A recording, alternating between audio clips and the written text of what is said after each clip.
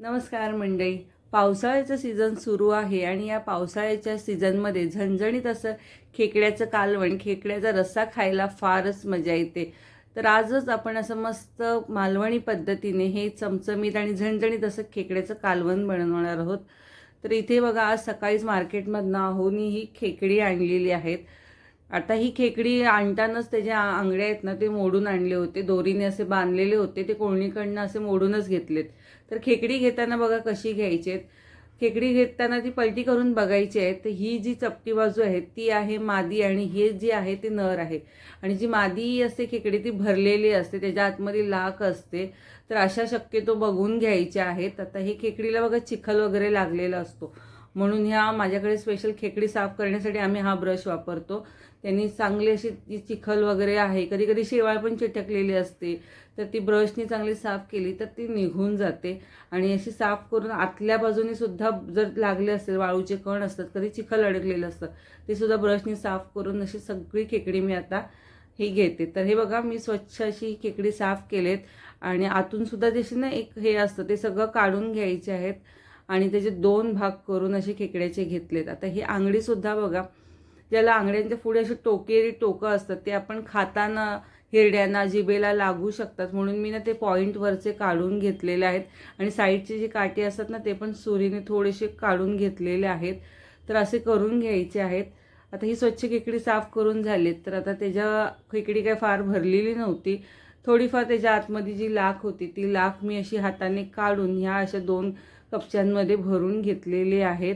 म्हणजे ही मुलांना खायला फार आवडतात असे. आणि हे जे पाय आहेत, हे पाय आपण नंतर मिक्सरमध्ये बारीक करून त्याचा अर्क काढणार आहोत. आणि त्यामुळे काय होतं, आपल्या रश्श्यामध्ये आपण घालणार आहोत आणि रश्श्याला दाटसरपणा त्यामुळे येतो आणि चव पण खूप छान लागते. तर आता हे रस्सा बनवण्यासाठी आपण वाटण काय करणार आहोत, तर सुकं भाजलेलं खोबरं घेतलं आहे 1 वाटी आणि 2 कांदे घेतलेले आहेत, भाजून घेतलेले आहेत. आणि फोडणीसाठी आपल्याला 1 कांदा लागणार आहे आणि कढीपत्ता. तर खडे मसालेसुद्धा आपल्याला घालायचे आहेत. तर जिरं, लवंग, दालचिनी, काळी मिरी आणि 2-3 तेजपत्त्याची पानं घेतलेली आहेत. तर आता लगेच आपण रेसिपीला सुरुवात करूया. तर खडे मसाले, तेल घातलेलं आहे. तेल गरम झाल्यानंतर आपल्याला ह्यामध्ये खडे मसाले घालायचे आहेत. खडे मसाले आपण तेलामध्ये चांगले आधी परतून घेणार आहोत. त्याचासुद्धा फ्लेवर छान असं मस्त झणझणीत असं छान येतो.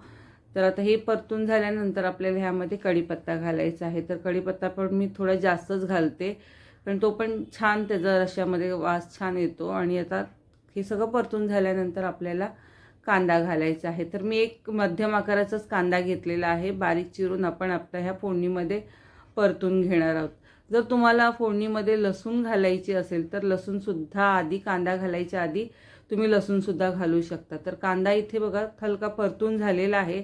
आपण ह्यामध्ये आलं लसूणची पेस्ट वापरणार आहोत. आलं लसूणची पेस्टची चव खूप छान येते. आता ही कच्चटपणा ह्याचा आलं लसूणचा घालवण्यासाठी आपण चांगली परतून घेणार आहोत. त्याचासुद्धा सुवास खूप छान येतो. मस्त अशी आलं लसूण पेस्ट कांद्यामध्ये परतून घेऊया. आणि आता परतून झाल्यानंतर थोडंसं असं मऊसर झाल्यानंतर आपल्याला ह्यामध्ये आता जे काही आपण मसाले घालणार आहोत, ते मसाले आपण कांदा आणि आलं लसूण पेस्ट परतून झाल्यानंतर घालणार आहोत. तर सुरुवातीला अर्धा चमचा हळद घातलेली आहे आणि आपण 1 ते 1.5 चमचा आपण इथे लाल तिखट घालणार आहोत. आपला हा स्पेशल घरचा मालवणी मसाला आहे. आणि 1 अर्धा ते पाऊण चमचा आपण ह्यामध्ये गरम मसाला घातलेला आहे. तर या तेलामध्ये आपण हे गरम मसाले आणि सगळे मसाले आपण आता परतून घेणार आहोत. आता मसाले परतून झाल्यानंतर जे आपण कांदा खोबऱ्याचं वाटण केलं होतं, ते वाटणसुद्धा आपण या मसाल्यांमध्येच परतून घेणार आहोत. आपण पाणी अजिबात सुरुवातीला घालायचं नाही. या तेलामध्येच आता हा जे वाटण आपण केलेलं आहे ते आपण चांगलं परतून घेऊया. आणि परतून झाल्यानंतर आपल्याला ह्यामध्ये जी आपण खेकडी साफ केलेली आहे ती लगेच आपल्याला ह्यामध्ये घालायची आहेत. बघा, सुरुवातीला आपण अजिबात पाणी घालायचं नाही आहे. अशीच ही खेकडी आहेत ती आपण परतून घेणार आहोत या मसाल्यांमध्ये.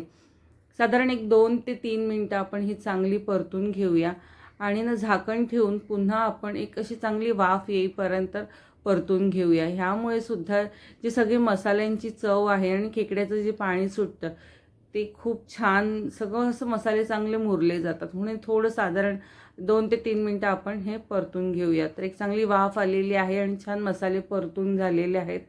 आणि आता जे आपण वाटण तयार केलेलं आहे त्याचं जे पाणी होतं मिक्सरमधलं, ते आता मी पाणी ह्यामध्ये घालणार आहे. आपण अजिबात काही वाया घालवायचं नाही आहे, तर हे पाणीसुद्धा आपण वापरायचं आहे.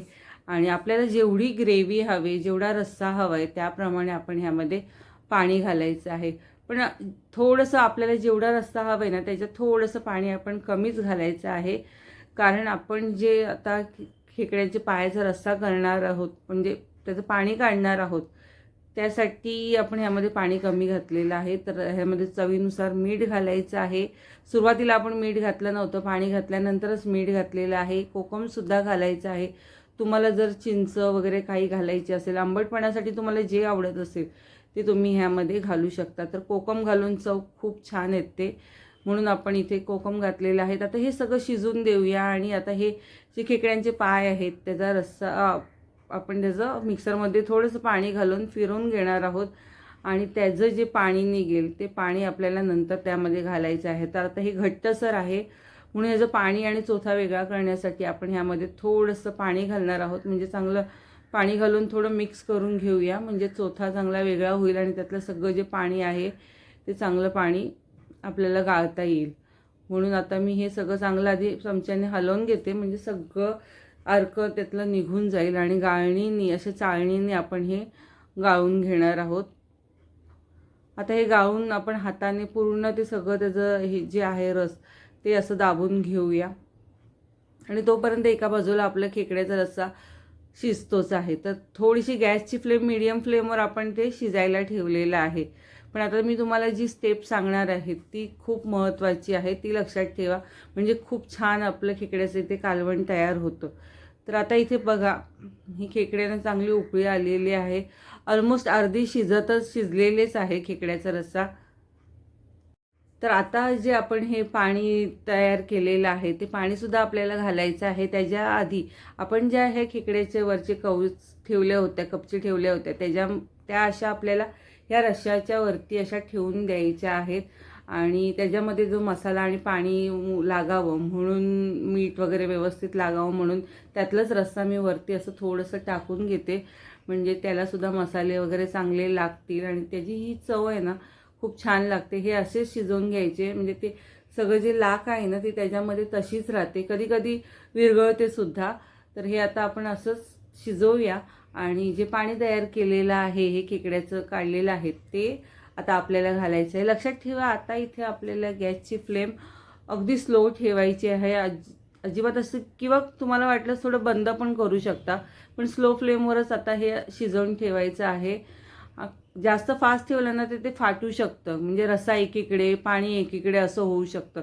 म्हणून सुरुवातीला एक 5 ते 7 मिनिटांना ते तसंच स्लो फ्लेमवर शिजवायचं आहे.